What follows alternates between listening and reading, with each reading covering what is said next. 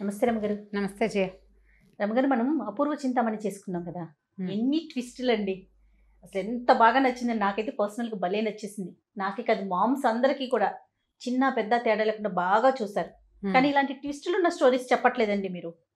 అన్ని సజావుగా వెళ్ళిపోతున్నాయి, అన్ని రకరకాల ఆలోచనలతో వెళ్ళే స్టోరీలే వెళ్తున్నాం మనం. ట్విస్ట్ స్టోరీ కావాలి. కథా సరిసాగరంలో విదూషకుడి కథ చెప్దాం. అయితే నీకు చింతామణి, అపూర్వ చింతామణి అంత అన్ని ఎపిసోడ్స్ రావు. ఒక 3-4 ఎపిసోడ్లు 5 ఎపిసోడ్లు వస్తాయి. ఓకే, ఒక చిన్న సిరీస్ అనుకుందాం. పూర్వం ఉజ్జయిని నగరానికి ఆదిత్యసేనుడని ఒక రాజుగారు ఉండేవారు. ఈయన కొంచెం బలశాలి, శౌర్య వీర్య పరాక్రమాలన్నీ ఉన్నాయి. ఒకసారి ఈయన ఏం చేశాడట, గంగా తీరంలో తన సేనతోటి విడిశాడు. ఏదో ఒక క్షేత్ర దర్శనం చేసి గంగా తీరంలో ఉంటే, ఆ గంగా తీర ప్రాంతంలో ఉన్నటువంటి గుణవర్మ అనే ఒక ఆయన ఈయన దగ్గరకు వచ్చి, మహారాజా, నాకు ఒక చాలా సౌందర్యవతి అయిన కన్య పుట్టింది. మా ఇళ్లలో అంత అందమైన పిల్ల లేదు. అయితే ఇంత చక్కని చుక్కని మా వాళ్ళకే ఇవ్వాలని అనుకోకుండా ఎవరైనా మహారాజుల ఇళ్లలో పడాల్సిన పిల్లగా భావించి ఆ పిల్లని మీకు ఇద్దామని సంకల్పించాను. మీరు ఎలాగూ ఈ ప్రాంతానికి వచ్చారు కాబట్టి మా అమ్మాయిని చూసి మా పిల్లని పెళ్లి చేసుకోండి అన్నట్టు. అప్పట్లో ఏమిటో రాజులు నో అనేవాళ్ళు కాదు. విచిత్రంగా ఎవరు మా పిల్ల అందుకైతే దీన్ని చేసుకోండి అంటే చేసేసుకోవటమే. రెడీ అంటాం, చేసేసుకోవటం. సరే, పెళ్లి చేసుకుంటే పరమాద్భుత సౌందర్యవతి ఆవిడ. మామూలు సౌందర్యవతి కాదు. ఆవిడ అందచందాలకు ఎంత లోబడిపోయాడంటే ఆయన తన తాలూకు రాజ్యభారం అంతా మంత్రులు, సేనాధిపతులు వాళ్ళ మీద భారేశాడు. ఆ భార్యతోటే ఉండేవాడు. సరే, కొంతకాలానికి ఆయనకి ఒక చక్కని అల్లారు ముద్దుగా ఉన్నటువంటి ఒక చక్కటి పిల్ల పుట్టింది. చాలా ముచ్చటగా ఉంది పిల్ల. దాన్ని అలాగే అల్లారు ముద్దుగా పెంచుకున్నాడు ఈయన. పెంచి ఆ పాపకి తేజస్విని అని పేరు పెట్టాడు. మహా తేజస్వితగా ఉంటుంది పిల్ల, చాలా అందమైన పిల్ల. తల్లి ఎంత అందగతో, తల్లితో పాటు రాచరికపు పాళ్ళు ఉన్నటువంటి తండ్రి యొక్క సౌందర్యం కూడా పుణికిపుచ్చుకుని చాలా అందంగా పుట్టింది. ఆ పిల్లంటే ఎంత ముద్దో ఎంత ఇదో. అయితే ఇలా ఎంతసేపు అంతఃపురానికే పరిమితి అయిపోయాడు ఆయన. అంటే దాంట్లోనే ఉండిపోయాడు, అంతఃపురంలోనే ఉండిపోతున్నాడు ఎక్కువగా. ఇంకా అసలు వ్యవహారాల జోలికి వెళ్ళడు. మంత్రులు చూస్తారు, సైన్యాధిపతులు చూస్తారు. ఇలాగా దానికోసమే ఉండిపోయేసరికల్లా సామంతులు కొంతమంది తిరగబడి ఏం చేస్తారు, ఈ రాజ్యాన్ని సొంతం చేసుకోవడానికి ప్రయత్నం చేస్తారు. సరే, ఒకనాడు ఏమైంది, ఒక సామంతుడు యుద్ధానికి వచ్చేసరికల్లా యుద్ధం అంటే మామూలుగా వ్యవహారాల్లోకి పెద్దగా రావట్లేదు, కానీ ఇలాంటి పెద్ద వ్యవహారాలు చూస్తున్నాడు ఆయన. సరే, ఏం చేశాడు, కూతురు కొంచెం 8-9 సంవత్సరాలు, అట్లా 10 ఏళ్ళు ఉన్నాయి ఇంచుమించుగా. ఆ పిల్లని, అమ్మాయి నేను కూడా వస్తానంటే ఒక పీడి ఏనుగు, ఆడ ఏనుగు మీద అమ్మాయిని కూర్చోబెట్టాడు. అంబారీలో చూస్తోందనమాట, యుద్ధం చూడడానికి వచ్చింది. ఒక బ్రహ్మాండమైన గుర్రం ఒకటి వేసుకున్నాడు. ఆ గుర్రాన్ని డైరెక్ట్ చేస్తున్నాడు. గుర్రంతో ఏనుగుని వెనకాల ఉంచుకున్నాడు. ఈయన ముందుకెళ్తుంటే ఈ చూపించే కూతురికి ఇట్లా తను ఎలా స్వారీ చేస్తాడో చూపించే ప్రయత్నంలో ఏమైంది, ఈ యుద్ధ భూమిని వదిలిపెట్టి ఆ గుర్రం పిచ్చెక్కినట్టు పరిగెత్తేసింది ఎక్కడికో. రాజుగారు మాయమైపోయేసరికల్లా ఈ సైనికులంతా కలవలబడ్డారు. దాంతో ఒక టెన్షన్ పుట్టేసింది, రాజుకి ఏదో అయిపోయిందని. ఆ టెన్షన్ తోటి ఏం చేశారు, విపరీతంగా యుద్ధం చేశారు, సామంతుడిని తరిమి కొట్టేశారు. కానీ రాజు మాత్రం ఎక్కడికి వెళ్ళిపోయాడో వాళ్ళకి తెలియలే. ఆ గుర్రం వెర్రెక్కినట్టు వెళ్ళిపోయింది ఇటో. పిల్ల ఏడ్చేస్తోంది, తండ్రి పారిపోతున్నాడు, ఎక్కడికో వెళ్ళిపోతున్నాడు. పారిపోవడం కదా, అది వెళ్ళిపోయాడు అంతే. ఆ గుర్రానికి ఒక రకం తిక్క పుట్టేసింది అనమాట. దానికి ఆ తిక్క పుట్టడానికి కారణం ఏంటంటే పక్కన ఏనుగు మీద కూర్చుంది కదా రాజకుమార్తె. ఆ ఏనుగు ఘీంకరించేసరికి దాని చెవిలో మోగింది. అది దానికి తిక్క పుట్టింది దానికి. ఇక వీళ్ళంతా ఉన్న వాళ్ళంతా, సైన్యం అంతా అలా వెనక్కి వచ్చేసింది. పిల్లని చూసుకున్నారు, బాగానే జాగ్రత్తగా ఇంటికి తెచ్చేశారు లోపలికి, అంతఃపురంలోకి.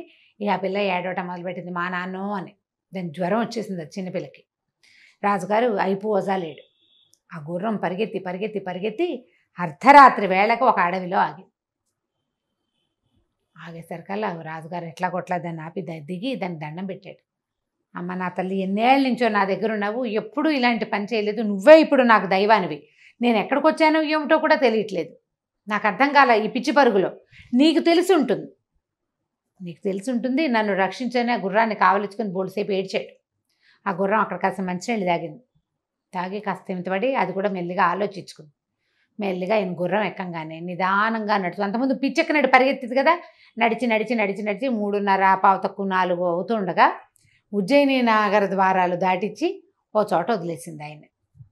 మొత్తానికి నగరం దాకా తీసుకొచ్చి పడిపోయింది గుర్రం. ఈయన దిగి చూసుకున్నాడు. ఈ పొద్దున్న మధ్యాహ్నం 10 మొదలుపెట్టిన పరుగు ఈయనకి జుట్టంతా రేగిపోయి ఒళ్ళంతా పిచ్చిగా పిచ్చిగా అయిపోయి బట్టలు కకావికలైపోయి ఎట్లా ఇప్పుడు అంత పిచ్చి పరుగులో ఏమవుతుందో తెలియదు. దుమ్ము ధూళి మొహం నిండా.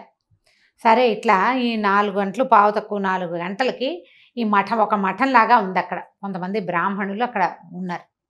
అక్కడికి వెళ్ళాడు. వెళ్ళేసరికల్లా వాళ్ళేమనుకున్నారు, ఉజ్జయిని నగర ప్రారంభంలోనే ఒక శ్మశానం ఉంది. శ్మశానాన్ని దాటాకే నగర ద్వారాన్ని ఆనుకునే మఠం.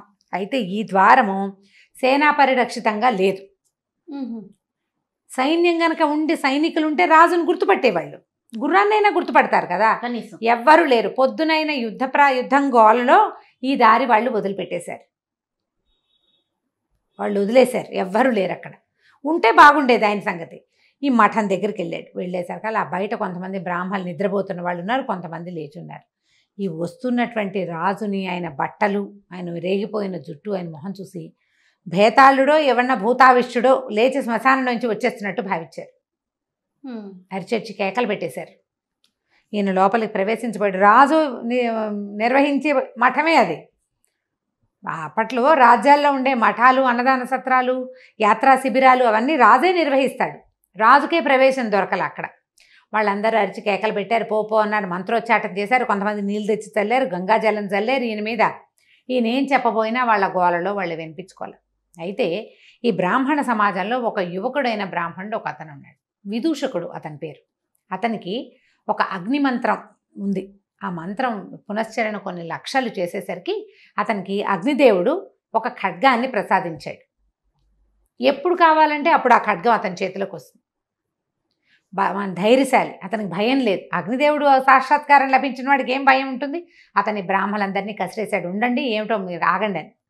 బయటకు వచ్చాడు.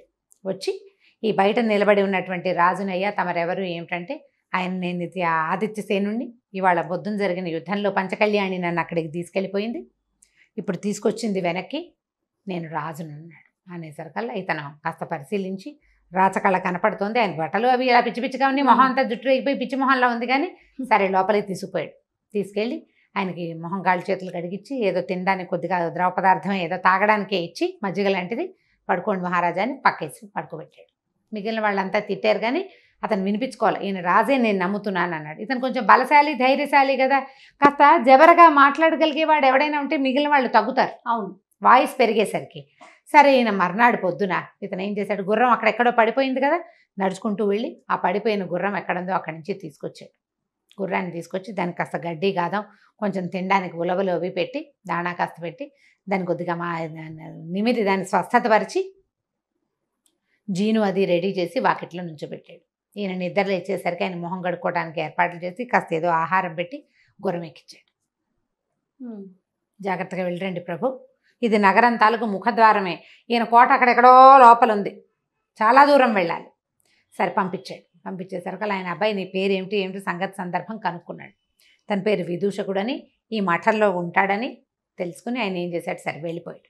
వెళ్ళాక ఏం చేశాడంటే కొద్ది రోజులు కాస్త సెటిల్ అయ్యాక వీళ్ళని పిలిపించి వీళ్ళకి ఈ మఠానికి విదూషకుడికి మొత్తానికి కలిపి ఒక 10 గ్రామాలు వీళ్ళ పేరు మీద రాశారు. రాసేసరికల్లా వీళ్ళంతా ఆనందపడిపోయారు. అక్కడున్న బ్రాహ్మలంతా, వాళ్ళంతా ఆ ఊరు నుంచి ఈ ఊరు నుంచి చేరి ఆ మఠంలో ఉంటున్న వాళ్ళు. కొందరికి కుటుంబాలునే, కొందరికి కుటుంబాలు లేవు. వాళ్ళందరూ కలిసి ఎంజాయ్ చేయడానికి 10 గ్రామాల సంబారాలు వాళ్ళకనమాట. దాంతో వీళ్ళల్లో వీళ్ళు చాలా కలహించుకునేవాళ్ళు. నేను గొప్ప అంటే నేను గొప్ప అనుకునేవాళ్ళు, కొట్టుకు చచ్చేవాళ్ళు. వాళ్ళ రాజుగారు వచ్చినప్పుడు మొదట నేనే గుర్తుపట్టాననేవాడు ఒకడు. ఇట్లా గందరగోళంగా ఉండేది. అప్పుడు ఒక నిష్ఠురొకడో ఏదో ఒక ఆయన వచ్చి అతను ఏమన్నాడంటే, మీరు కొన్నాళ్ళు పోయాక మీరంతా ఇక్కడ కొట్లాటలు వస్తాయి, కుక్కలు చింపిన విస్తరైపోతుంది మీ మఠం అంతాను, మీ పద్ధతులు ఏం బాగుండలేదు, మీరు అసలు మీలో ఒకడు ఎవడో ఒకడు ఒక ధైర్యశాలి ఒక సాహసికుడిని నాయకుడిగా పెట్టుకోండి. ఈ గుంపంతకి కలిపి మఠం వచ్చింది, ప్రతివాడు రాజే ఇక్కడ, అలా ఉండకూడదు కదా, ఒక నాయకుడు ఉండాలి, వాడి మాట వినాలంటే సరే ఎవరు మాలో సాహసికుడు, నాకు అంత ధైర్యం ఉందంటే అంత ఉంది, నాకు ఇంత ఉంటే ఇంత ఉంది చెప్పుకున్నారు. ప్రతివాడికి రాజు అయిపోవాలనిపిస్తుంది. అవకాశం వస్తే ప్రతివాడు నేను గొప్ప అంటాడు. అప్పుడు ఇతను ఏమన్నాడంటే, అలా కాదు, ఓ పని చేద్దాం, ఆలోచించి సరిగా ఒక నియమం పెట్టుకుందాం. ఇక్కడికి దగ్గరలో శ్మశానం ఉంది కదా, 3 దొంగల్ని కొరతేశారు అక్కడ. ఎవడైతే అర్ధరాత్రి వెళ్ళి ఆ ముగ్గురు దొంగల ముక్కులు కోసుకొస్తాడో వాడు అత్యంత సాహసి, వాడే మీకు నాయకుడు అన్నాడు. బ్రాహ్మలు వాళ్ళెవరో దొంగల్ని ముట్టుకుని వాళ్ళ ముక్కులు కోయటం ఏమిటి? జనం తగ్గిపోయారు, మా వల్ల కాదనుకున్నారు. మరి ఇప్పుడు రాజ్యం చేయాలంటే ఎలాంటి వాడు కావాలి? వాడికి అన్నీ కావాలి, వాడికి అన్నీ కావాలి. ముక్కు కాదు, పేక్ కోయాలన్నా కొయ్యాల్సిందే. వాడు బ్రాహ్మడైతే ఏమిటి, ఇంకోటి అయితే ఏమిటి.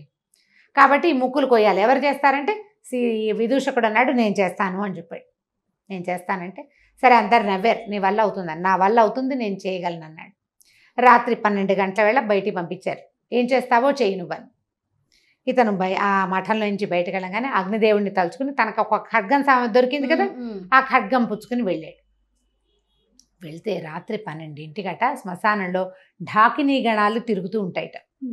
ఢాకినులు బతికున్న ఏమైనా ఇలా శిక్షలు పడిన వాళ్ళ రక్తం తాగుతాయి, శవాలలో మిగిలిపోయిన మాంసం ఉంటే తింటాయి. మహాభయంకరంగా భూతగణాలు ఉంటాయి అక్కడ. ఇప్పుడు ఉన్నాయో లేదో నాకు తెలీదు, నన్ను అడగండి. ఢాకినీ గణాలు తిరుగుతూ ఉంటాయి. సరే ఈయన వెళ్ళాడు. ఇలా మొహాలు పైకెత్తిపోయి ఉన్నటువంటి ఆ ముగ్గురు దొంగలది ముక్కులు కోసేశాడు. కోసి ఉత్తరీయంలో మూట కట్టుకున్నాడు. వెనక్కి తిరిగి వస్తుంటే అతనికి ఒక విచిత్రమైన దృశ్యం కనపడింది. ఒక సన్యాసి ఒకడు ఒక శవం మీద కూర్చుని ఏమిటో పూజ చేసి జపం చేస్తున్నాడు. ఏమిటి వీడు చేస్తున్నది అంటే, డెడ్ బాడీ ఉంది అక్కడ. వాడు ఏదో ఒక గోరీని తవ్వి బాడీని తీసి బయటపెట్టి దాని మీద కూర్చుని జపం చేస్తున్నాడు. ఇతను ఏమనుకున్నాడు, ఏమిటి వీడికి ఏం సిద్ధి కోసం వీడు చేస్తున్నాడు, అదేమిటో చూద్దామనుకుని ఒక పక్కనే దాక్కున్నాడు. దాక్కుని చూస్తున్నాడు నేరుగా ఏం జరుగుతోందా అని. ఉన్నట్టుండి హి హి హి హి అని వినపడింది. శవంలోంచి శబ్దం వస్తుంది. శవం నుంచి శబ్దం వస్తుంది. దాని నోట్లోంచి ఒక అగ్నిజ్వాల లాంటిది వచ్చింది.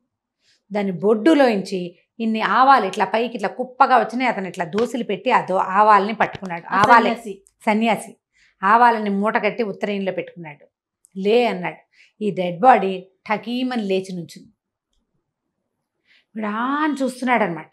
సరే ఏం చేశాడు ఈ సన్యాసి, ఎగిరి ఆ శవం భుజాల మీద కూర్చున్నాడు. ఆ శవం నడుచుకుంటూ వెళ్ళిపోతుంది. అది వాహనంగా ఉంది, కొద్దిగా గాల్లో తేలుతూ. వీడికి మన విదూషకుడికి ఇది భయం లేదు, సాహసికుడి తను. కత్తిపుచ్చుకుని తిరగలిగేవాడు కదా. సరే ఇలాగో మనం కోసుకొచ్చిన ముక్కులు మన భుజానే ఉన్నాయి కదా, దీని సంగతి ఏమిటో చూద్దామని వాళ్ళ వెనకాలే పడి వెళ్ళాడు. వెళ్ళేసరికల్లా వాడు ఎక్కడికి వెళ్ళింది, ఈ సన్యాసిని మోస్తున్నటువంటి డెడ్ బాడీ ఒక కాళీ మందిరం, పురాతన దేవీ మందిరం ఒకటి ఉంది. మామూలుగా ఎవ్వరూ తిరగరు అక్కడికి, పాడు పడిపోయి ఉంటుంది. అందులోకి వెళ్ళేసరికి శవం ఢామ్ అని కింద పడిపోయింది. అది కింద పడిపోయింది. ఈయనేమో దిగి సన్యాసి లోపలికి నడిచి వెళ్ళిపోయాడు. శవం పని అయిపోయింది అక్కడ. దాన్ని అక్కడ ఆపి తను లోపలికి వెళ్ళాడు అనమాట. మళ్ళీ అతను లేస్తే బయటకు వస్తే ఇది లేచి నుంచుంటుంది. అక్కడి నుంచి లోపలికి వెళ్ళాడు. లోపలికి వెళ్ళేసరికి ఆ సన్యాసి పెద్ద చూస్తే లోపల బ్రహ్మాండమైన కాళీ విగ్రహం కనిపించింది. భైరవ శక్తి చాలా పెద్దది. వీడు పోయి దండం పెట్టాడు. సన్యాసి ఈ మన విదూషకుడు అట్లాగే చూస్తున్నాడు ఉత్సాహంగా. ఏంటి జరుగుతుంది ఇప్పుడు అనేసరికల్లా, నేను నీకు శవ పూజ చేశాను, నాకు ఏమిటి ఆకాశగమన శక్తి లభించింది. వీళ్ళు ఆకాశంలోనే వచ్చాడు, అతను పరిగెత్తుకుంటూ రాలా. శవం కొంచెం గాల్లో తేలుకుంటూ వచ్చింది. ఆకాశగమన విద్య లభించింది నాకు. మరి ఇప్పుడు ఏం చేయమన్నావో చెప్పు. ప్రపంచంలో ఉన్నవన్నీ నాకు కావాలి, నాకు అన్నీ కావాల్సిందే. ఎలాగైనా నేను ఏం చేయమంటే అది చేస్తాను, ఎలాగైనా నువ్వు చెప్పింది చేస్తా. నువ్వు శవ పూజ చేయమన్నావు, చేశాను, అది అయిపోయింది. ఇప్పుడు నన్ను ఏం చేయమంటావు అని అడిగితే ఈ భైరవ శక్తి లోపల నుంచి చెప్పింది, ఆదిత్యసేనుడి కూతురుని తెచ్చి నాకు బలివ్వు, అప్పుడు నీకు సకల విద్యలు సిద్ధిస్తాయి. ఆదిత్యసేనుడు ఎవరు? ఈ విదూషకుడు రక్షించిన రాజు. ఆయన కూతురు తేజస్విని అనే పిల్ల. విదూషకుడు ఆశ్చర్యం, ఏమిటి నేను ఉండగానే, నేను ఒకడింత శక్తివంతుడిని ఈ రాజ్యంలో ఉంటే ఆదిత్యసేనుడు కూతుర్ని ఎవడైనా దొంగతనం చేయటం ఏమిటి? ఏం జరుగుతుందో చూద్దామని అతను అక్కడే కూర్చున్నాడు. ఈ సన్యాసి బయటకు వచ్చేసాడు. బయటికి రాగానే శవాన్ని లే అన్నాడు. అది లేచి నిలబడింది. నోట్లోంచి మంట వస్తుంది దానికి. దాని మీద కూర్చుని వీడేం చేశాడు, అంతఃపురానికి వెళ్ళిపోయాడు సన్యాసి. వెళ్ళిపోయి ఆ పడుకునున్న తేజస్విని ఎత్తుకున్నాడు, తీసుకొచ్చేసాడు. పిల్ల గోలుగోలుమని ఏడుస్తోంది, ఎవరికి వినిపించట్లా. తీసుకొచ్చేసాడు. తీసుకొచ్చి ఇక్కడ పెట్టాడు ఈ దేవీ మందిరంలోకి. అమ్మాయిని చూసేసరికి విదూషకుడికి అర్థమైపోయింది, పిల్లని వీడు బలి చేసేస్తాడు ఇప్పుడు అని. ఈ అమ్మాయిని రక్షించాలి. ఆ అమ్మాయికి ఒక 16 ఏళ్ళు ఉన్నాయి, 16 ఏళ్ళు, ఓ 16 ఏళ్ళు అంటే పెళ్ళిడికి వచ్చిన పిల్లే. ఆ పిల్లని తీసుకొచ్చేసాడు. తీసుకురాగానే మూల నుంచునున్నాడు విదూషకుడు. తీరా చూస్తే ఆ పిల్లని ఒక చోట కూర్చోబెట్టి అది ఏడ్చేస్తుంది, మా నాన్న అమ్మ అనుకుంటూ. అర్ధరాత్రి మరి నిద్రలో తీసుకొచ్చాడు కదా, వాడు ఆ కత్తి తీసి ఆ పిల్లని చేసే లోపల ఈ విదూషకుడు వీడి దగ్గర ఆగ్నేయాస్త్రం ఉంది, తన దగ్గర అగ్ని ఇచ్చినటువంటి అస్త్రం ఉంది కదా, ఆ కత్తి ఆగ్నేయాస్త్రం పేరున్నటువంటి పెద్ద మహాఖడ్గం. ఆ ఖడ్గంతో ఒక దుర్మార్గుడా రాజకుమార్తెని నేను చూస్తుండగానే నువ్వు సంహరిస్తే నా రాజభక్తి ఏమైనట్టు? మొన్నే కదా రాజుగారిని రక్షించి ఇంటి దగ్గర దింపాను నేను అని చెప్పి ఒక్క దూకులో దూకి ఏం చేశాడు, దాన్ని ఆ కాపాలికుడు తలెగర కొట్టేశాడు కత్తి పెట్టి. కొట్టేసరికల్లా కాపాలికుడు చచ్చిపడిపోయేసరికల్లా ఈ అమ్మాయి బేరమని నేర్చేస్తుంది. ఒక క్షణం అయ్యేసరికి అమ్మాయికి అర్థమైంది, తనని చంపబోతున్నవాడు చచ్చిపోయాడని, అక్కడ ఇంకో పెద్ద మనిషి నుంచున్నాడని. వీడు పంచ కట్టుకుని పిలక అది ఉండి విభూతి పండురాలు ధరించిన విదూషకుని చూసేసరికల్లా ఎక్కడో చూసినట్టుంది అమ్మాయికి. జ్ఞాపకం వచ్చింది, చాన్నాళ్ళ క్రితం సభలో చూసింది ఇతన్ని, కానీ అతనేనని మేకౌట్ చేయలేకపోయింది. అప్పుడు ఏమన్నాడు, అమ్మా నేను రాజకుమార్ని, మీరు భయపడకండి, నా పేరు విదూషకుడు, మీ రాజ్యంలో వాడినే, నేను మిమ్మల్ని రక్షించాను, అదండి బయటికి వెళ్దామన్నాడు. బయటికి వెళ్దామంటే అర్ధరాత్రి, ఇది శ్మశానం, వీళ్ళు ఎక్కడున్నారు, ఊరికి ఈ ఉజ్జయిని నగరానికి ఓ చివరుంది, మనం అదేగా చెప్పుకున్నాం మొట్టమొదట. ఈ చివరి నుంచి రాజుగారి మహల్ ఎక్కడుంది, నగరంలో బాగా అవతల వైపుకుంది, సగానికి పైగా అవతలకు వెళ్ళాలి. ఈ పిల్లని అర్ధరాత్రి తీసుకుని ఎట్లా వెళ్తాడు? ఇందాకటి వాడు ఏం చేశాడు, కాపాలికుడు ఆ శవం భుజాల మీద కూర్చుని వచ్చాడు. ఇంతలో ఒక ఆకాశవాణి వినపడింది. అక్కడ అశరీరవాణి, ఆకాశవాణి అనకూడదు, శరీరం లేదు, శబ్దం వినిపించింది. విదూషకుడా, నువ్వు చాలా తెలివిగల పనిచేసావు, వీడిని సంహరించేసావు. ఓ పంచి, వీడి చెంగున ఒక ఆవాల మూట ఉంది, ఆ ఆవాల మూట వల్ల ఆకాశ గమన శక్తి వస్తుంది. ఇవాళ ఒకరోజు రాత్రికి నీకు ఆ ఆవాలు తీసుకుంటే నువ్వు ఎక్కడికి వెళ్ళాలంటే అక్కడికి వెళ్ళగలుగుతావు. మళ్ళీ నెలలో, వచ్చే నెల ఇదే రోజున ఇక్కడికి రా నువ్వు అని వచ్చింది సౌండ్. ఈ పిల్ల కూడా విన్నది. అక్కడి నుంచి ఈ శవం తాలూకు బట్టలు అవి చూస్తే ఉత్తరీయంలో ఆవాలు వచ్చినాయి. అప్పుడు శవం బొడ్డులో నుంచి ఆవాలు ఎగిరితే పట్టుకున్నాడు కదా, ఆ పట్టుకున్న ఆవాలు మూట కట్టాడు. ఆ మూట కట్టిన ఆవాలు తీసుకుని ఇతను ఏం చేశాడు, ఆ అమ్మాయిని చేత్తో పుచ్చుకొని నేను రాణిగారి అంతఃపురంలోకి వెళ్ళిపోవాలని ప్రార్థించాడు. అనుకోగానే రైమని ఒకటే ఎగురు వెళ్ళిపోయాడు. ఆ అమ్మాయితో సహా అంతఃపురంలో వాలేసరికల్లా, అమ్మా నువ్వు పడుకో, మరి ఆకాశగమన విద్య ఇవాళ ఒక్కరోజే ఉంటుందండి అని చెప్పింది కదా ఆ శరీరమణి, మరి నేను వెళ్ళిపోతాను, రాత్రి అంటే వెళ్ళిపోతా, తెల్లారేసరికి నేను విడిగా నడిచి వెళ్ళలేను కదా అంటే, ఆ పిల్ల బోరుమని ఏడ్చింది, నువ్వు వెళ్ళిపోవద్దు, నన్ను అక్కడ బతికిచ్చావు, ఇక్కడ ఉండటానికే నాకు భయంగా ఉంది, నువ్వు పక్కనే ఉంటే ధైర్యంగా ఉంటా. వాడు కనుక లేచొస్తే, లేదా ఆ శవం మీద ఎత్తుకెళ్ళాడు నన్ను, ఆ శవం లేచొస్తే మనం ఏం చెయ్యాలి? కనీసం నీ చేతిలో కత్తుంది, నీ దగ్గర ఆవాలున్నాయి, ఆ రెండు ఉన్న నువ్వు ఉంటే నాకు ధైర్యంగా ఉంటుందని పిల్ల ఏడ్చేసరికల్లా ఇంకేం చేస్తాడు? సరేలే కానున్నది కాకమాందని ఆ ఆవాల చెంగున మూట అలాగే ఉంచుకొని ఆ అమ్మాయిని పడుకోమన్నాడు. తనేమో ఓ పక్కన కుర్చీలో కూర్చున్నట్టు చల్లగా నిద్ర పట్టేస్తుంది. ఇది ఎంత పరిగెత్తాడు, శ్మశానానికి వెళ్ళాడు, శ్మశానం నుంచి పరిగెత్తుకుంటూ వచ్చి కాళికాలయానికి వచ్చాడు, ఆ శవం వెనకాల పరిగెత్తుకొచ్చాడు, తిరుగుతున్నాడు హైరాణ. దాంతో నిద్ర పట్టేసింది. ఈ పిల్ల మాత్రం పెద్దగా నిద్రపోలే, భయంతో అలాగే అతను చూస్తూ కూర్చున్నది. తెల్లవారేసరికల్లా లేచి బయటికి వెళ్ళింది. పాపం ఈయన అలసిపోయాడు, ఆయన పడుకున్నాడని. కానీ ఈ లేచి బయటికి వెళ్ళంగానే చెలికత్తలంతా లోపలికి వచ్చేసారు. వచ్చి ఇక మంచానికి ఒక మంచం పక్కనే ఉన్న కుర్చీలో ఇంచుమించు మంచంగో కోడికి వెనకాలన్న భాగానికి హెడ్ రెస్ట్కి తల అంచి నిద్రపోతున్న విదూషకుడు మగవాడిని అంతఃపురంలో చూసేసరికల్లా కేకలు పెట్టారు. వాళ్ళంతా కేకలు పెట్టారు. అంతఃపుర రక్షకులు వచ్చేసి ఈ విదూషకుని చేత పుచ్చుకొని పదండి ముందు రాజుగారి దగ్గరికి అన్నారు. అనేసరికల్లా ఈ అమ్మాయి కూడా వచ్చింది వెనకాల. విదూషకుడిని రాజు దగ్గర ప్రవేశపెట్టారు. ఎప్పుడైతే విదూషకుడు అని తెలుసుకున్నాడో ఇతని శక్తి ఏమిటో ఆయనకు తెలుసు. రాజుగారికి ఇంతకుముందు చూశాడు కదా తను, ఇతనికి ఆగ్నేయాస్త్రం ఉంది ఇతని దగ్గర, అది కూడా ఆయనకు తెలుసు. సరే ఏమిటినైనా ఏమిటి సంగతి, నువ్వు ఎట్లా వచ్చావు ఇక్కడికంటే, ప్రభు నిన్న ఇట్లా జరిగింది, మరి వాళ్ళేమో ముగ్గురు దొంగల ముక్కులు కోసుకురమన్నారు, ఇదిగోండి ఆ ముక్కులనే మూట వేడదీసి చూపించాడు. 3 దొంగల ముక్కులు ఉన్నాయి అందులో. అక్కడి నుంచి ఇట్లా ఒక కాపాలికుడు, అక్కడ ఒక వ్యవహారం జరుగుతుంటే నేను అతని వెనకాల పరిగెత్తాను. వెళ్తే అతను ఒక ఆశ్రమం, ఒక కాళికాలయంలోకి చేరాడు. మరి ఒక శవం కూడా ఉంది అక్కడ. ఆ కాపాలికుడి శరీరం కూడా ఆ దేవాలయంలోనే ఉంది. కావాలంటే మీరు చూడొచ్చు, మీ అమ్మాయిని పిలిపించి అడగండి అన్నాడు. ఆ అమ్మాయి ఏం చెప్పింది, వాడెవడో ఒకడు వచ్చాడు, నన్ను ఎత్తుకొచ్చాడు, ఒక మనిషి మీద కూర్చుని వచ్చాడు, కానీ ఆ మనిషి మేము గుళ్ళోకి వెళ్ళేటప్పుడు వాడు కింద పడిపోయాడు, వాడు నోట్లోంచి మంటలు వస్తున్నాయి, ఆ అమ్మాయి చెప్పింది ఇతను చెప్పింది సేమ్గా ఉంది. అక్కడి నుంచి ఈయన ఏం చేశాడు, భటులందరినీ కొంతమందిని రప్పించి సర్వసైన్యాధిపతిని పిలిచి పద అక్కడెక్కడికో వెళ్ళొద్దామని గుర్రాలు వేసుకుని అక్కడికి పోయారు. చూస్తే శ్మశానంలో 3 దొంగలకి ముక్కులు లేవు. 3 దొంగల శవాలు ఉన్నాయి. ముక్కులు పెట్టి చూశారు, వాళ్ళవే ముక్కులు ఒకటి. అక్కడి నుంచి ఇటు చూస్తే ఈ శ్మశానం బయట కొంత దూరంలో ఒక పాడు పడిపోయిన కాళికాదేవి గుడి ఉంది, చాలా పాతది. దాని బయట ఒక శవం పడి ఉంది. అది ఆ ఊరి వాడే, ఆ పొద్దున మరణించిన వాడు. వాడు చుట్టాల పక్కాలంతా వచ్చారు. శవాన్ని ఎవరో గోరి తవ్వేశారు, బాడీ బయటకు వచ్చేస్తున్నారు. ఆ బాడీ మీదే వీడు వచ్చాడు కాపాలికుడు. అక్కడి నుంచి లోపలికి వెళ్ళి చూస్తే ఒక పురాతనమైన కాళికాలయం, అడేం గుడి, అమ్మవారు లేదు, ఏమీ లేదు. కానీ చచ్చిపడున్న కాపాలికుడి శవం కనపడింది అక్కడ. ఇవన్నీ చూసి ఈయన చాలా సంతోషించి, లేకపోతే ఒక్క దెబ్బలో ఈ పిల్ల కాస్త హతమైపోయేది అంతే. రాజుగారు ఏమన్నాడు, విదూషకుడిని చాలా మెచ్చుకుని, నాయన నువ్వు చాలా గొప్పవాడివి, నీ అంత మహాసత్వుడు నాకు అల్లుడు కావటం కంటే నాకేం కావాలి, మా పిల్లని పెళ్లి చేసుకో అని చెప్పేసి ఈ పిల్లని పెళ్లి చేసుకున్నారు. ఇంకా అక్కడ బ్రాహ్మణ సత్రంలో అయిన గొడవ అవన్నీ తెలుసుకున్నాడు ఆయన.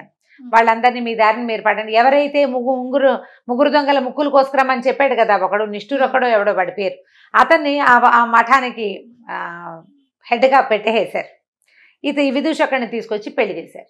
పెళ్లి చేసేసరికల్లా ఒక 1 నెల రోజులు గడిచినాయి. భార్యతో చాలా కులాసాగా ఉన్నాడు. రాజుగారు అల్లుడైతే ఏం కొదవా. సరిగ్గా నెల తిరగంగానే ఈ పిల్ల, ప్రభు మీరు ఆ గుడికి వెళ్ళొద్దు, గుళ్ళో దేవత ఆ రోజు మిమ్మల్ని పిలిచింది కాదు, నెలకల్లా రమ్మని, గుడికి వెళ్ళొద్దా మీరు అంది. అనేసరికల్ అవును కదా గుర్తొచ్చింది. అర్ధరాత్రి లేచేసి ఆ అమ్మాయి చెప్పటం కూడా రాత్రి 11 గంటల వేళకి చెప్పింది. చెప్పి పడుకుని నిద్రపోయింది. ఈయన తన కత్తి పుచ్చుకుని గుళ్ళోకి వెళ్ళిపోయాడు. గుళ్ళోకి వెళ్తే గుడి ఎక్కడుంది, అది పాడుపడిన గుడి. ఆ గుడిలో ఏముందో ఇతనికి తెలియదు. మళ్ళీ మొదట వెళ్ళినప్పుడు పెద్ద ఇంత జేజమూర్తి కనబడింది.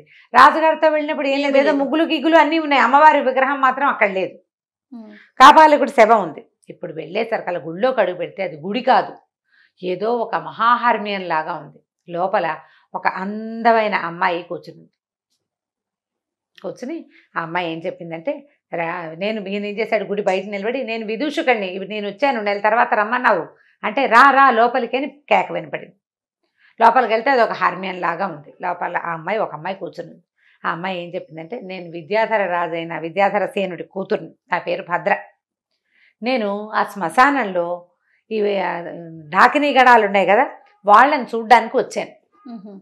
నువ్వు ఎప్పుడైతే 3 దొంగల ముక్కులు కోసావో అప్పుడు నేను నీ వంకే చూస్తున్నాను, నువ్వు చాలా అందంగా ఉన్నావు, నువ్వు నాకు నచ్చావు. ఆ తర్వాత నువ్వు కాపాలికుడిని వెనకాల తిరిగావు, అక్కడి నుంచి ఇక్కడికి వచ్చావు, నేను నిన్ను వెంబడించి ఇక్కడికి వచ్చేసా. వచ్చిన తర్వాత నాకు తెలిసింది నువ్వెంత శక్తిమంతుడివో, నీ దగ్గర ఎలాంటి మంత్రశక్తి ఉందో తెలిసింది. అందుకనే నేను ఆ అశరీరవాణిని నేనే ఆ ఆవాలు తీసుకోమని నీకు ఆజ్ఞ ఇచ్చాను. నిజానికి ఆవాల్లో ఏమీ లేదు, ఆ శక్తి నాది, నీ ఆకాశగమన విద్య నాది. నేను వచ్చాను నీతో పాటు అక్కడికి, నీకు కనపడకుండా. నెల తర్వాత రమ్మని నేనే నీకు చెప్పించాను. నాకు తెలుసు రాజకుమార్తెను పెళ్లి చేసుకుంటావని. ఓ 1 నెల రోజులు నువ్వు ఆ భార్యతో గడిపి తర్వాత నా దగ్గరకు వస్తామని ప్లాన్డ్గా చెప్పాను నీకు. ఆ అమ్మాయిని ఆవేశించి ఇవాళ ఇక్కడికి రావాలని గుర్తు చేసింది కూడా నేనే. నేను నిన్ను ప్రేమించాను, నాతో ఉండిపోవాలి. ఈయన రాజకుమార్తెని రాజుగారిని అన్నీ వదిలిపెట్టేశాడు. విద్యాధర కన్నా తిరిగితే ఇక రాజుగారి కూతురు ఎందుకు ఉంది, పెళ్ళాం ఉండి అని చెప్పి ఈ అమ్మాయితోటి ఉండిపోయాడు. కొన్ని రోజులు గడిచిపోయినాయి. అక్కడ రాణిగారికి యువరాణి తెల్లవారి నిద్రలేచి భర్తేడి చూసుకుంది. మా ఆయనేడి అని ఏడవటం మొదలుపెట్టి, రాజుగారు రాణిగారు అంతా ఏమైపోయాడు, రాత్రి 11 గంటలకి తాంబూలాలు ఇచ్చారు. తర్వాత ఏమైందో తెలీదు. అప్పుడు ఈ అమ్మాయి గుర్తు చేసుకుని, కాదండి గుళ్ళోకి వెళ్ళి ఉంటాడు, ఆ గుడికి నేను చెప్పానంటలా, ఆ పిల్ల గుర్తులేదు, నేనే గుళ్ళోకి వెళ్ళాలని గుర్తు చేశానని గుర్తులేదు. ఏడ్చేడ్చి శోకాలు పెట్టాక ఇతనికి తల్లిదండ్రి లేరు, చుట్టాలు పక్కాలు లేరు, ఎవరింటికి వెళ్ళాడు, ఏమయ్యాడు అని ఓ ప్రశ్నలు వచ్చాక తట్టింది. అవాళ్ళండి నన్ను కాపాలికుడు చంపైపోయిన రోజున ఆ గుళ్ళో శక్తి జేజీ నెల తర్వాత రమ్మంది, ఓవేళ ఆ గుళ్ళోకి వెళ్ళాడేమో నాన్నగారండి అంది. అనగానే వీళ్ళంతా పొలోమని గుళ్ళోకి వెళ్తే అదొక పాడుపడిన దేవళం. అవాళ్ళు ఏం చూసారో ఇప్పుడు కూడా అక్కడ అదే ఉంది, ఏమీ లేదు. నిజానికి ఆ గుళ్ళోనే ఉన్నాడు విదూషకుడు. ఆ లోపల ఒక హర్మ్యం లాంటిది, అదంతా మాయ మహత్యాల్లో ఉందన్నమాట. అతను అక్కడ ఉన్నా కూడా వీళ్ళకి కనపడలా. అయితే ఏమైంది, ఈ రాజుగారు అంతా వెతికిస్తున్నాడు, అన్ని బ్రాహ్మణ అగ్రహారాలు ఆ ఊళ్ళు ఈ ఊళ్ళు వెతికేస్తున్నారు, చెరువులు దొరువులు వెతుక్కుంటుంటే ఒక యోగి ఒక ఆయన ఈ దీనికి వచ్చాడు సభకి. వచ్చినప్పుడు ఆయన యువరాణిని చూసి, అమ్మాయి నువ్వేం బెంగపెడకు, మీ ఆయన మంచి ఏమంటారంటే దివ్యోత్తేజాన్ని పొందుతున్న దశలో ఉన్నాడు, ఇప్పుడు తిరిగి వస్తాడు, తిరిగి రాడేమో అని భయపడబోక నువ్వు, ఆయన చాలా దివ్య వైభవాన్ని పొందుతున్న పరిస్థితుల్లో ఉన్నాడు అతని జాతకం ప్రకారం. నీ జాతకం ప్రకారం కూడా కొద్ది రోజులు నీతో భర్త ఉండడు, కానీ అతను బతికే ఉన్నాడు, తిరిగి వస్తాడు, నువ్వు కంగారు పడద్దు అన్నారు. అనేసరికి సరే అమ్మాయి కాస్త ఏడుస్తున్నా, భర్త లేడని మూసుకున్నప్పటికీ నిదానిచ్చింది, ఏడుపు తగ్గించుకుంది.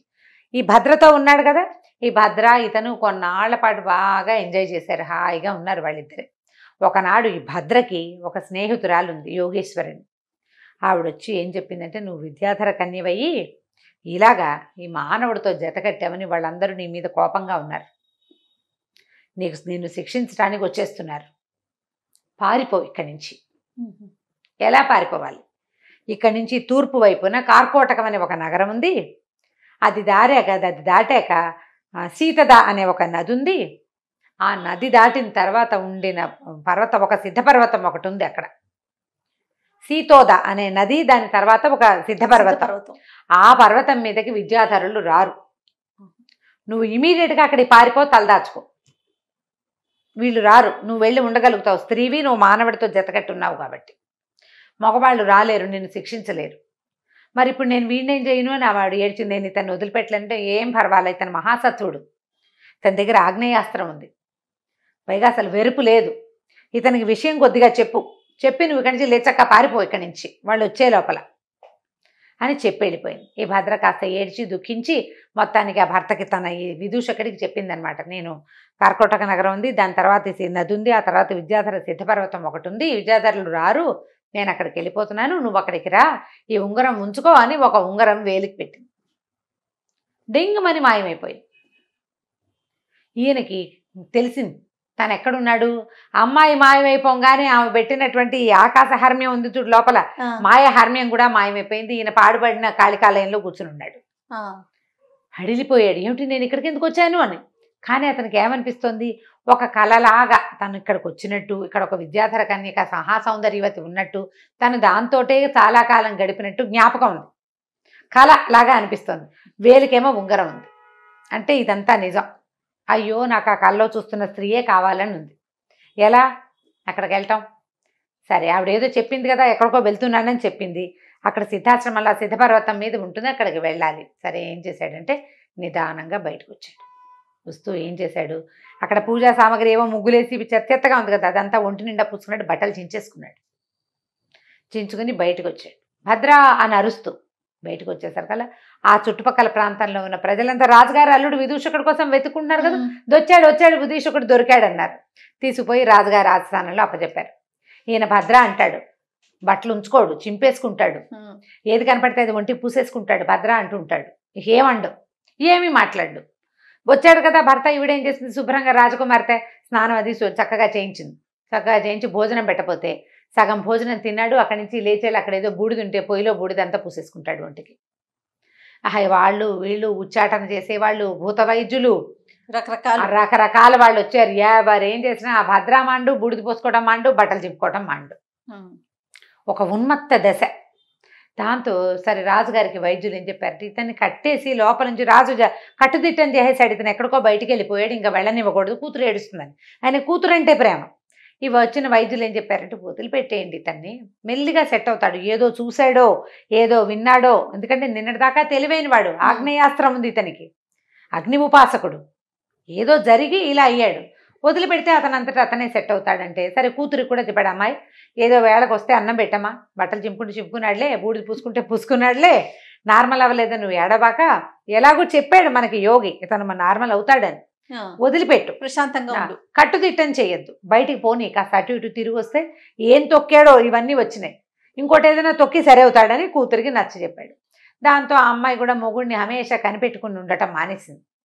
వేళకి ఏదో భోజనం, మంచినీళ్ళు, పాలు, నీళ్లు చూస్తూ ఉండేది, కాస్త అటు ఇటు తిరుగుతున్నాడు, వదిలేశారు. వదిలేయంగానే ఈయన దొరికిందే ఛాన్స్ అని ఈ ఉంగరం సరి చేసుకుని భద్రా నడుచుకుంటూ బయటకు వచ్చేసాడు.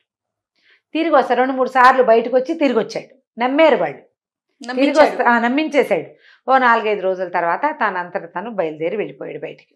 తూర్పు కనుమలు దాటాక అక్కడ ఏదో ఒక కార్కోటక నగరం ఉంది, అది దాటి ఇంకా వెళ్ళాలి ముందుకి. సరే ఏం చేశాడు, బయలుదేరి ఆ పక్కకి వెళ్ళిపోవటం మొదలుపెట్టాడు. ప్రయాణం చేస్తూ వెళ్ళి మధ్యలో ఒక ఊర్లో ఆగాడు.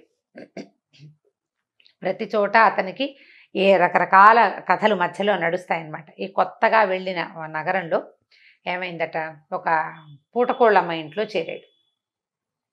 రాజుగారు అల్లుడు కాబట్టి కొంచెం ఆభరణాలు ఉన్నాయి. ఇతను ప్లాన్డ్గా కొంత డబ్బు కూడా పట్టుకెళ్ళాడు. దాంతో ప్రతి చోట ఉండటానికి ఉంది. ఒక పూటకోళ్ళమ్మ ఇంట్లో చేరేసరికల్లా పూటకోళ్ళమ్మకి ఒక బంగారు నాణ్యం ఇచ్చాడు. ఆ పూట 2-3 రోజులు ఆవిడ అన్నం పెట్టింది. 3వ రోజున ఆవిడ ఏడుస్తూ, నాయన నా ఇల్లు నీకు దానం ఇస్తున్నాను, తీసుకో నాయన, నీకు ఇదిగో ఇల్లు కాగితం అని తీసుకొచ్చి చేతిలో పెట్టింది. తెల్లబోయాడు, ఇదేమిటమ్మా కాగితం ఇస్తున్నావు, ఏదో అన్నం పెట్టావు, నేను నీకు ₹1 ఇచ్చాను, రేపు పొద్దున వెళ్ళిపోతాను నేను అంటే, కాదు నాయన, ఇక నేను బతికి కూడా వృధానే, చచ్చిపోతాను నేను ఎలాగోను, ఇక నేను బతికుండి కూడా ఏమీ ఉపయోగం లేదు, చచ్చిపోతాను, చచ్చిపోయే ముందు ఒక సద్బ్రాహ్మణుడికి, ఒక ఉత్తమ వ్యక్తికి నా ఆస్తి పాస్తి ఇల్లు వాకిలు ఇచ్చేస్తే సరిపోతుందని అనిపించింది అనేసరికల్లా నీకు అంత కష్టం ఏమొచ్చింది, ఏమిటి నీ బాధ ఏమిటమ్మా అని అడిగాడు. అడిగేసరికల్లా ఏం చెప్పాను ఆయన, ఈ ఊరు రాజుగారు, ఆయన పేరు దేవవర్మ ఏదో రాజుగారు, ఆయన చాలా కాలం దుఃఖించి పిల్లలు లేరని ఏడవగా ఆయనకు ఒక కూతురు పుట్టింది, సర్వాంగ సుందరి, దుఃఖలబ్ధిక అమ్మాయి పేరు, దుఃఖం వల్ల పొందిన పుత్రిక కాబట్టి ఆ పేరు పెట్టారు. ఈ దుఃఖలబ్ధిక మహాసౌందర్యవతి. రాజుకి తన కూతురుని చూసుకుని ఎంత గొప్ప.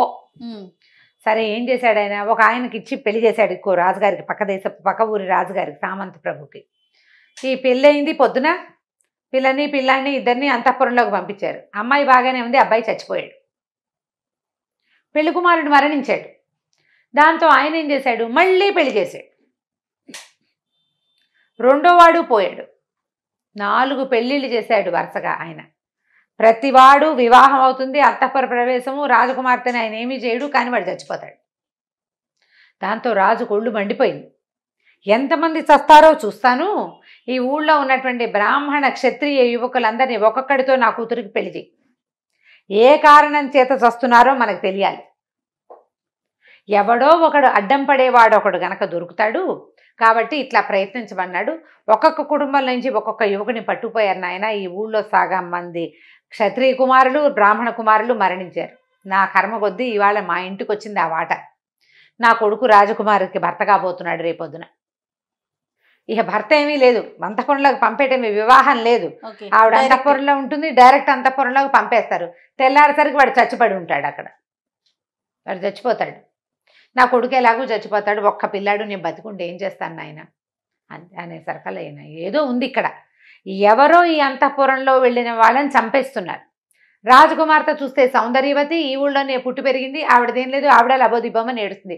నాకు వద్దు నాన్న, ఇలా నా కోసం ఎవరిని చంపద్దు నాన్న అని అమ్మాయి ఏడుస్తోంది. తండ్రి వింటల్లా. పిల్ల మంచిదే, ఏదో జరుగుతోంది. సరే ఏమన్నాడమ్మా, అన్నం పెట్టావు 3 రోజుల నుంచి, నీ రుణం తీర్చుకుంటా నేను, నాకేమన్నా అవుతుందని నువ్వు బెంగ పెట్టుకోవద్దు, నీ కుమారుడి ప్రాణాలకి నా ప్రాణం అడ్డేస్తా, వాడిని పంపద్దు, నేను వెళ్తాను అన్నాడు. నేనే నీ కొడుకునని చెప్పు, నేను వెళ్తా అన్నాడు. కొద్దిగా భయపడింది, కానీ ఇతని సత్వము, అతని ధైర్యము, ఆ మాటల్లో ఉన్న తెంపరితనము అవి చూసేసరికి ఒప్పుకుంది. సరేనా, సరే రాజకుమార్తె అంతఃపురానికి బయలుదేరాడు విదూషకుడు. పౌండ్రపట్టణం అనే చోటకి వెళ్ళాడు. పూటకోళ్ళమ్మ ఇంటికి వెళ్ళాడు. పూటకోళ్ళమ్మ ఇంటికి వెళ్ళాడు. ఆవిడేమో నాస్తంతా నీకు ఇచ్చేస్తాను. ఏమిటంటే రాజుగారి కూతురు సంగతి చెప్పింది. ఏమన్నాడంటే, నీ కొడుకు బదులు బకాసురుడి దగ్గరికి భీమసేనుడి వెళ్ళినట్టుగా నేను వెళ్తానమ్మా అని చెప్పాడు. వెళ్ళాక ఏమైందో చూడాలి ఇప్పుడు మనం. సరే విదూషకుడు ఏం చేశాడు, సాయంకాలం చీకటి పడింది, శుభ్రంగా పూటకోళ్ళమ్మ పాలు పెరుగు పోసి అన్నం పెట్టింది, తిన్నాడు, వెళ్ళాడు. వెళ్తే లోపలికి వస్తుంటే అందరు చూస్తున్నారు, పాపం ఎంత బాగున్నాడు, మరి చక్కగా ఉన్నాడు అనుకున్నాడు. లోపలికి పోయాక ఆ రాజకుమార్తె బిక్కమొహం వేసుకుని చూసింది, ఏం చేసి చచ్చిపోవడానికి వచ్చినట్టే కదా, అయ్యో ఎంత బాగున్నాడు, వీడన్నా బతికితే వీడితో కాపురం ఉంటుంది కదా నాకు అని అనుకుని బాధపడుతుంది. అమ్మ మీ దారి మీరు పడుకోండి, నేను చూస్తానన్నాడు. రాజకుమార్తె వెళ్ళి పడుకుంది. ఈయనేం చేశాడు, గదిలో ఒక పక్కన కూర్చుని ఉన్నాడు. ఒక మూల అగ్నిని తలుచుకుని ఆగ్నేయమైనటువంటి ఖడ్గాన్ని తెచ్చారు. తలుచుకోగానే చేతిలోకి వస్తుందన్నమాట. ఆ ఖడ్గాన్ని ధరించి ఒక మూల కూర్చున్నాడు. అర్ధరాత్రి అయిపోయింది. ఎవరు వస్తున్నారు అయితే దీనికి ఏం డౌటు, ఏదైనా సర్పమో ఏదైనా పురుగో ఏదో వస్తోందని అనుకుంటున్నారు. సర్పము పురుగు రాలా. కాసేపటి అయ్యాక ధన అడుగుల చప్పుడు వినపడింది. ఈ ఒక పెద్ద బ్రహ్మాండమైన పర్సనాలిటీ ఉన్న ఒక రాక్షసుడు వచ్చాడు అంతఃపుర ముఖద్వారంలోకి, ఆ గదిలోకి, ఆ గది తాలూకు ముఖద్వారంలోకి. అక్కడి నుంచి 2 చేతులు చాప, ఒక చెయ్యి ఇట్లా ఒక చెయ్యే చేతులు చాపాడు లోపలికి. చెయ్యి చాపి ఇట్లా అంటున్నాడు. అంటే ఎవరో దొరికితే దొరికిన వాడిని పట్టుకుంటారనమాట, ఈ రాజకుమార్తెతో పాటు ఉన్నవాడిని. ఈయన ఏం చేశాడు, వెంటనే ఆ కత్తి తీసి, ఓ దుర్మార్గుడా, నువ్వే వచ్చిన ఈ ఊళ్ళోకి, ఈ అంతఃపురంలోకి వచ్చిన మగవాళ్ళందరినీ తినేస్తున్నట్టున్నావు, నీ సంగతి చెప్తానుండని ఈ కత్తి పెట్టి ఒక్క వేటేశాడు. చెయ్యి తెగిపోయింది. ఇక్కడ దాకా చెయ్యి లోపల చాపాడు కదా, దెబ్బదాకా తెగిపోయి చెయ్యి అట పడిపోయింది. పడిపోయేసరికి రాక్షసుడు గగ్గోలు పెడుతూ పరిగెత్తుకుంటూ వెళ్ళిపోయాడు. అంతఃపురంలో ఎవరు కదలిక లేరు. ఈయన హాయిగా అయిపోయిందిగా. ఈ రాక్షసుడు చెయ్యి ఎలా పడిందంటే సరిగ్గా ఆ ద్వారానికి అడ్డంగా పడింది, ఇంకోళ్ళు ఎవరు లోపలికి రానివ్వకుండా. ఈయన ఖడ్గాని పక్కకు పెట్టుకుని శుభ్రంగా తను కూడా ఒక తివాచి చూసుకుని పడుకుని నిద్రపోయాడు. ఇంకెవరు రారు, వీడే ప్రతిసారి వస్తుంది. తెల్లవారేసరికల్లా గంటలు మోగాయి. ఇంకేముంది, శవమే, వాడు ఉండడు, చచ్చిపడి ఉంటాడని అనుకున్నారు.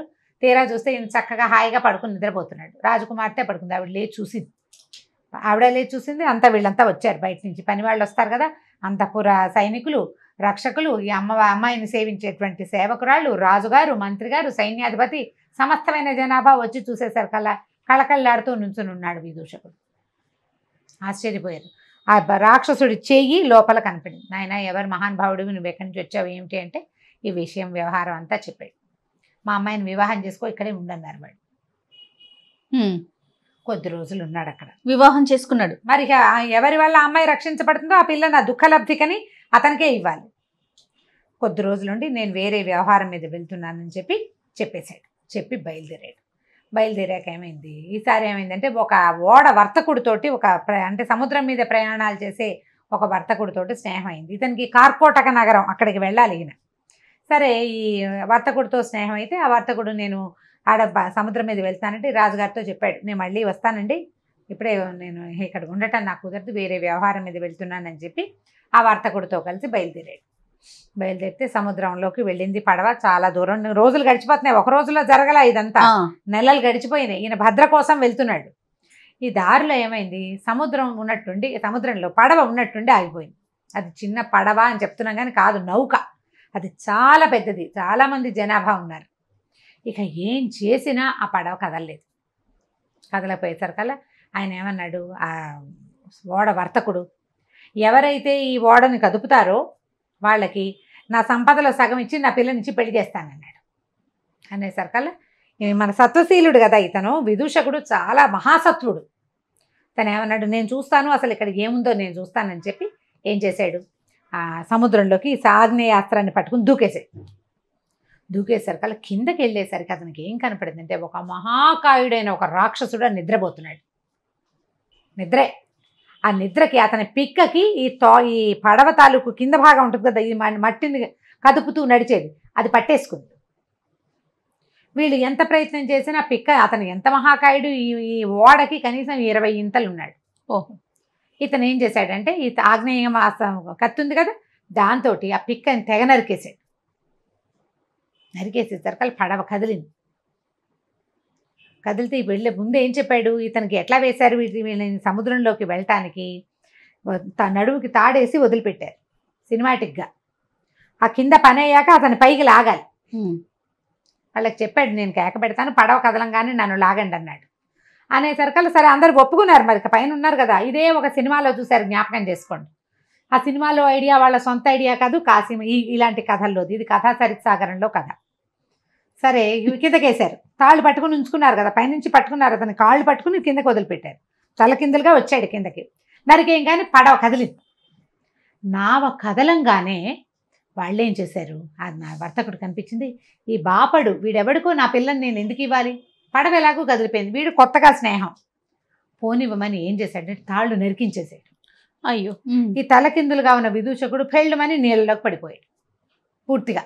ఇప్పుడు పైనుండి ఆసరా పట్టుకుని ఉన్న దారి వేరు, ఆసరా కోసం కానీ వదిలిపోయారు. అంతకుముందు వాళ్ళు ఆపి పట్టుకున్నారు, ఇప్పుడు పట్టు లేదు, పడిపోయాడు కిందకి. పడిపోగానే ఏం చేశాడంటే ఇక అర్థమైంది ఇతనికి, వాళ్ళు మోసం చేశారు. కానీ ఏ రాక్షసుడి పిక్కనైతే తను నరికాడో ఆ పిక్కని ఆసరా చేసుకుని, అదొక దీనిలాగా, పిక్క అంటే కింద భాగం, మోకాలు కింద నుంచి పాదం దాకా ఉండేది కదా, దాన్ని ఆసరా చేసుకుని సముద్రంలో ఈదటం మొదలుపెట్టాడు. ఏదో ఒకటి కావాలిగా, సముద్రాన్ని ఈదుతూ ఒక పక్కకి ప్రయాణం, సముద్రం ఏ పక్కకి తీసుకెళ్తే ఆ పక్కకి. అట్లా ప్రయాణం చేసుకుంటూ వెళ్ళాడు. ఒక నది, ఒక తీరానికి చేరాడు. సముద్రమే ఒక తీరానికి చేరేసరికి ఒక అశరీరవాణి వినపడింది. భళా విదూషక, నువ్వు చాలా గొప్ప సమర్థుడివి, మహాసత్తుడివి, నేను నీ ఆరాధ్యతమైనటువంటి అగ్నిహోత్రుణ్ణి. ఇక్కడి నుంచి, ఇది దిగంబర దేశం, ఇక్కడి నుంచి 7 రోజుల్లో నువ్వు కార్కోటక నగరానికి చేరతావు. అక్కడ దాకా నీకు ఆకలి దప్పులు లేకుండా వరం ఇస్తున్నాను. కార్కోటక నగరం వెళ్ళాక అక్కడ నీ యొక్క మనసు తీరుతుంది, నువ్వు చాలా సమర్థుడివి, నువ్వు ఇలాగే నీ పనులు చేసుకుంటూ ఉండమని ఆజ్ఞ వినపడింది అశరీరవాణి. ఆ తర్వాత అతను అక్కడి నుంచి 7 రోజులు ప్రయాణం చేసి ఆ కార్కోటకం అనే నగరానికి చేరాడు. అది చాలా గొప్ప అద్భుతమైన నగరం, ఎంత బాగుందో. అక్కడ ఆ రాజువారు, ఆ ఊరి రాజుగారు కట్టినటువంటి ఒక బంగారు దేవాలయం ఉందట. ఆ దేవాలయానికి వెళ్ళాడు. ఇతను మంచి రూపాలు లావణ్యమైన వాడు కదా, అందమైన వాడు. అక్కడున్న బ్రాహ్మణ సమాజం అతన్ని బాగా ఆదరించింది, భోజనాలు పెట్టారు, చక్కగా దేవాలయం అంతా చూశాడు, చుట్టుపక్కల ఊరంతా చూశాడు. అక్కడి నుంచి ప్రయాణించాలి తను. అయితే ఏమైందంటే, ఈ బ్రాహ్మణ సమాజం వాళ్ళతో కబుర్లు చెప్పుకుంటాడు, తను ఏ ఊరు, ఎక్కడి నుంచి వచ్చాడు, పాత జరిగిన సంగతులు చెప్పుకుంటారు కదా. రాజుగారిది ఒక ఇది వినపడింది.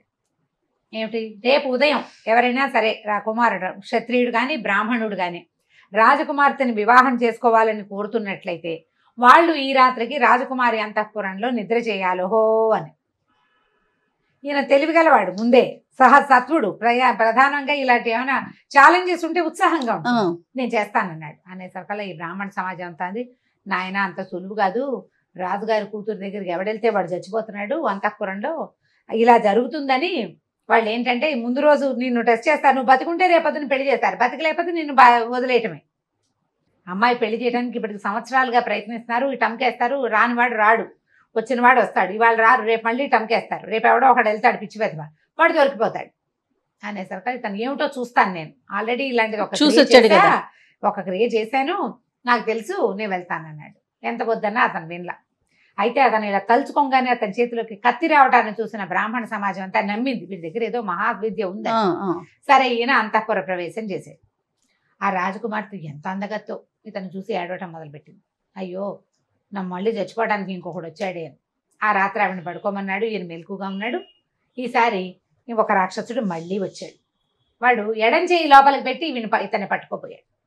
వాడికి కుడి చేయి లేదు. ఇతను ఏం చేశాడు, ఆ చేయి గట్టిగా పట్టుకుని వాడు జుట్టు పట్టేసుకున్నాడు. ఎవడరా నువ్వు, అసలు ఏమిటి నీ సంగతి ఏమిటి అనేసరికల్లా ఆయన విజులించుకుని, బాబు నువ్వెవరో నన్ను పట్టుకున్నావు, నీకు చాలా బలశాలివి నువ్వు, నేను ఒక యమదంశుడు అనే ఒక రాక్షసుడిని, నాకు 2 కూతుళ్ళు, ఓ కూతురు పౌండ్ర నగరంలో రాజు కూతురు దుఃఖలబ్ధికగా అక్కడ ఉంది, రెండోది విద్యుత్ ప్రభ ఇక్కడ ఉంది అమ్మాయి. నా కూతుళ్ళు 2ని ఈ వేరే మానవులతోటి సంగమం కుదరదు వాళ్ళకి, అందుకని వాళ్ళని రక్షించడానికి వాళ్ళ దగ్గరికి ఎవరు వచ్చినా సరే నేను వాళ్ళని చంపేస్తాను, మగవాళ్ళు మా పిల్లల్ని ఏం చేయకూడదు. ఓహో, ఆ రాజులకు తెలియదు, వాళ్ళు భూలోకపు రాజులు, వాళ్ళ ఆడపిల్లకి పెళ్లి చేయటమే వాళ్ళ ఉద్దేశం. వీడి ఉద్దేశం అది కాదు, వీడికి ఒక మహాపురుషుడు కావాలి తన కూతుళ్ళకి. శంకర ఆజ్ఞ, ఎప్పుడైతే నీ బాహువులు నరకబడతాయో అప్పుడు నీ పిల్లలకి శాప విమోచనం అన్నాడు. నేను కూతుళ్ళని రక్షించుకోవడానికి ఓ చెయ్యి ఆ బిల్డింగ్లో ఆ అంతఃపురంలో, రెండో చెయ్యి ఈ అంతఃపురంలో పెట్టి కూర్చున్నాను, ఎవడొస్తే వాడిని చంపేస్తున్నాను. పౌండ్ర నగరంలో కూడా ఒకడు నా కుడి చేయి నరికాడు, ఇప్పుడు నువ్వు ఎడం చేయి నరికేసావు, నా జుట్టు కూడా పట్టుకున్నావు, నా శాప విమోచనం అయిపోయింది నాయన అనేసరికల్లా ఇతను చెప్పాడనమాట నవ్వుతూ, పౌండ్ర నగరంలో నీ చేయి నరికింది నేనే అనేసరికల్లా నాకు శాప విమోచనం అయిపోయింది, నేను ఇంకా నా పిల్లల్ని రక్షించక్కర్లేదు, నువ్వు నా కూతుర్ని పెళ్లి చేసుకుని హాయిగా ఉండు, నేను నీకు సేవకుడుగా ఉంటా, నువ్వు ఎప్పుడు ఎక్కడికి రమ్మంటే అక్కడికి వస్తాను, నన్ను తలుచుకుంటే వస్తాను, ఏ సహాయం కావాలన్నా చేస్తాను నాయన, నన్ను వదిలిపెట్టేయమన్నాడు. సరే, జుట్టు పుచ్చుకున్నాడు కదా, జుట్టు వదిలిపెట్టేయగానే రాక్షసుడు మాయమైపోయాడు. తెల్లారేసరికల్లా ఇతను సజీవంగా ఉండటం, రాజకుమార్తె చక్కగా ఉండటం చూసుకుని రాజుగారు చాలా సంతోషించి ఆ కార్కోటక నగర ప్రభు పిల్లనిచ్చి పెళ్లి చేశాడు. 2 కాదు, మొదట ఒక పెళ్ళయింది తేజస్విని తోటి. అవునవును, తేజస్విని, వీళ్ళిద్దరు భద్ర, 4. ఓహో, అక్కడి నుంచి కొద్ది రోజులు వీళ్ళ దగ్గర ఉన్నాడు. ఉన్నా కూడా ఇతనికి విద్యాధర కన్య ఉంది, ఆ భద్ర మీదే ఉంది మనసు, ఆమెను సాధించాలి ఎలాగైనా. అప్పుడు ఏం చేశాడంటే, మళ్ళీ వీళ్ళతోటి సరిగ్గా చెప్పకుండానే ఈ విద్యాధర కన్యను వెతుక్కుంటూ కార్కోటక నగరం నుంచి ఇతను బయలుదేరిపోయాడు విదూషకుడు. దారిలో 2 పెళ్లిళ్ళు చేసుకున్నాడు, ఒక రాక్షసుని సంహరించాడు, సంహరించాడు అతను శాప విమోచనం చేశాడు. అతడి సహాయం తనకి దొరికేలాంటి ఏర్పాటు చేసుకుని మళ్ళీ ప్రయాణం మొదలుపెట్టాడు. విదూషకుడు రాక్షసుడి 2వ చేయి కూడా నరికేశాడు. వాడు జుట్టు పుచ్చుకుని లొంగ తీసుకున్నాడు. నేను ఎక్కడికైనా వెళ్ళాలంటే నేను ఏం పని కావాలంటే ఆ పని చేస్తానని ఒప్పుకున్నాడు ఆయన. ఆ రాజకుమార్తెను వివాహం చేసుకున్నాడు. కొద్ది రోజులు ఉన్నా కూడా విద్యాధర కన్య అయినటువంటి భద్ర కోసం బయలుదేరాడు. బయలుదేరి ఏం చేశాడు, ఆస్థానం నుంచి బయటకు వచ్చేసాక అతన్ని యమదంశుడనే ఆ రాక్షసుడిని తలుచుకున్నాడు. నన్ను సిద్ధపర్వతం, ఇప్పుడు మనం కార్కోటక నగరంలో ఉన్నాం, ఇక్కడి నుంచి ఇంకా ముందుకెళ్ళాలి. సీతోద అనే ఒక నది ఉంది. ఆ నదికి అవతల గట్టున ఉదయన పర్వతంలో ఒక సిద్ధపర్వతం ఒకటి ఉంది, నన్ను అక్కడికి తీసుకెళ్ళు. ఆయన భుజం మీద కూర్చుంటే తీసుకుపోయి అక్కడ దింపేసాడు. దింపేసి ఇది సిద్ధులు తిరిగేది, విద్యాధరులు వాళ్ళు ఉంటారు, నేను రానివ్వరు నన్ను పైకి, నేను మళ్ళీ నువ్వు తిరిగి వస్తానంటే నేను ఇక్కడికే రాగలుగుతా అని చెప్పి యమదంశుడు ఈయన అక్కడ వదిలిపెట్టి వెళ్ళిపోయాడు. సరే ఈయన ఏం చేశాడు, ఆ పర్వతం మీదకి ఎక్కాడు. ఎక్కితే ఎక్కగా బాగా చక్కగా తోటలాగా ఉండి ఒక బంగారపు దిగుడు బావి ఒకటి కనపడింది అక్కడ. దిగుడు బావి చుట్టుపక్కల తడితడిగా ఉంది, పాదాల గుర్తులు కనపడుతున్నాయి. అంటే ఇక్కడ ఎవరో తిరుగుతారనమాట. సరే ఏం చేశాడు, ఓ పక్కన కూర్చుని ఉన్నాడు. చాలాసేపటికి కొంతమంది ఆడవాళ్ళు ఇంత బిందెలు పుచ్చుకుని వచ్చారు. ఆడవాళ్ళవే పాదాల గుర్తులు అనమాట. ఓ పక్కన కూర్చున్నాడు. పక్కన కూర్చుంటే అడిగారు, ఎక్కడ వాడివి, ఏమిటి నువ్వు అంటే, ఊరికే చూడడానికి వచ్చాను అన్నాడు. ఈ నీళ్ళు ఎవరికి తీసుకెళ్తున్నారు అంటే, వాళ్ళలో ఒక ఆవిడ ఏం చెప్పిందంటే, విద్యాధర కన్యక ఒక ఆవిడ భద్ర అని ఉంది, ఆవిడ స్నానానికి తీసుకెళ్తున్నాము అంది. ఇది మనవాడికి కావాల్సింది ఆవిడే కదా. సరే ఏం చేశాడు, వాళ్ళు బిందెల్లో నీళ్ళు నింపుకుంటున్నారు కదా, బిందెలో ఒక ఉంగరం వేసేసాడు. ఒక ఉంగరం ఇచ్చింది భద్ర, ఆ ఉంగరం వేసేసాడు. అయితే ఆ అమ్మాయి ఏ బిందెలో వేశాడో ఆ బిందె తాలూకు అమ్మాయి ఇచ్చి, అయ్యా కొంచెం ఎత్తవా ఈ బిందె నాకు, బిందె ఎత్తాలి కదా, ఇట్లా ఎత్తి పైన పెట్టాలి. బిందె ఎత్తి భుజం మీద పెట్టాడు. అక్కడే ఉన్నాడు. ఆ చుట్టుపక్కల తోటల్లో బొళ్ళని పళ్ళు గిళ్ళు ఉన్నాయి, కోసుకుని తిన్నాడు. ఆ నూతి దగ్గరే కూర్చున్నాడు కదలకండ. ఈ ఆడాళ్ళంతా నీళ్లు పుచ్చుకుని వెళ్ళారు. అక్కడ స్నానశాలలో పోసారు. ఆ బిందెత్తి నీళ్లు పోస్తుంటే ఆవిడ ఒళ్ళో పడింది ఆ ఉంగరం. భద్రకి ఒళ్ళో పడేసరికల్లా ఉంగరం చూసుకోగానే ఆవిడకి తెలిసిపోయింది వచ్చేసాడని. ఇది ఎక్కడ దొరికింది ఈ ఉంగరం ఏమిటంటే, అయితే వీళ్ళు ఏమన్నారు, ఈ బిందె పట్టుకొచ్చిన అమ్మాయి అక్కడ ఉన్న ఒక వ్యక్తితోటి మాట్లాడింది, ఆయన ఎవరో నవయువకుడు, మానవుడు, చక్కగా సంస్కృతం మాట్లాడుతున్నాడు, అక్కడ ఉన్నాడని చెప్పేసరికల్లా ఈ అమ్మాయి పరిగెత్తుకుంటూ వెళ్ళి చూసుకుంటే ఈయన అక్కడే ఉన్నాడు. సరే హాయిగా ఉన్నారు కొంతకాలం పాటు సంతోషంగా ఉన్న తర్వాత అతను ఏమనుకున్నాడంటే, ఇక్కడి నుంచి వెళ్ళిపోవాలి. ఆ అమ్మాయి ఏమందంటే, నాకు నువ్వే కావాలి, నీతోటే ఉంటాను, కానీ నేను భూలోకంలోకి వచ్చానా మా విద్యాధరులు వచ్చి నన్ను పట్టేసుకుంటారు, సిద్ధపర్వతం మీద ఉంటే నన్ను ఎవరు పట్టుకోరు. అప్పుడు అతను ఏమన్నాడంటే, నీకు నేను కావాలంటే ఈ విద్యాధరత్వాన్ని వదిలిపెట్టి శక్తులు వదిలేసుకో, నువ్వు మానవులతో పాటు ఉండి మానవులతో కలిసి తిరుగుతూ కలిసి వీళ్ళతోటి విహరిస్తూ వివాహం చేసుకుని పుత్రులను సంతానం కంటానంటే మీ వాళ్ళు ఒప్పుకోరు. శక్తి వదిలిపెట్టేసుకో, విద్యాధర శక్తులు ఏవి వాడవు నువ్వు, అప్పుడు నువ్వు నాతో హాయిగా ఉండొచ్చు కదా అంటే ఆవిడ దానికి రెడీ అయిపోయింది. ఇప్పుడు మనం కోటీశ్వరుల ఆడపిల్లలు ఆస్తులు వదులుకుని అబ్బాయిల దగ్గరికి వెళ్ళిపోయినట్టు, ప్రేమించిన వాడి దగ్గరికి వెళ్ళినట్టు ఆవిడ మొత్తం శక్తి అంతా వదిలిపెట్టేసుకుంది. నేను మొత్తం శక్తులు వదిలిపెట్టేస్తాను, నన్ను నువ్వు తీసుకెళ్ళిపో. సరే ఇతను ఏం చేశాడంటే, మనం అక్కడ దాకా వెళ్తే కనుక యమదంశుడు వస్తాడు, అక్కడికి వెళ్ళిపోదాం అని చెప్పేసి ఆ అమ్మాయిని తీసుకుని అక్కడి నుంచి బయలుదేరాడు. తన స్నేహితురాళ్ళు 2-3 ఉన్నారు, వాళ్ళకి చెప్పింది. భద్రేశ్వరి మొట్టమొదట ఇక్కడికి పారిపో అని చెప్పింది కదా, ఆవిడ 4 రోజులు వీళ్ళని హాయిగా ఉండండి తర్వాత వెళ్ళిపోదురు కానంటే, ఆ విద్యాధర పర్వతం సిద్ధపర్వతం మీద హాయిగా చాలా అద్భుతమైన చెరువులు దొరువులు, ఎంత చక్కగా ఉంటుందో పర్వతం. మామూలుగా మన హిమాలయాలే చాలా బాగుంటాయని చెప్తాం కదా, ఈ సిద్ధపర్వతాలలో ఏంటంటే గైరికాది ధాతువులు ఉంటాయి, మొక్కలకే మణులు కాస్తాయట ఆ ప్రాంతంలో. అలాంటివి అన్నీ చూసి సంతోషంగా అక్కడ ఉన్న మొత్తం వింతలు విడురాలు అన్నీ చూసేశాక, అంటే హనీమూన్ అయిపోయాక బయలుదేరారు.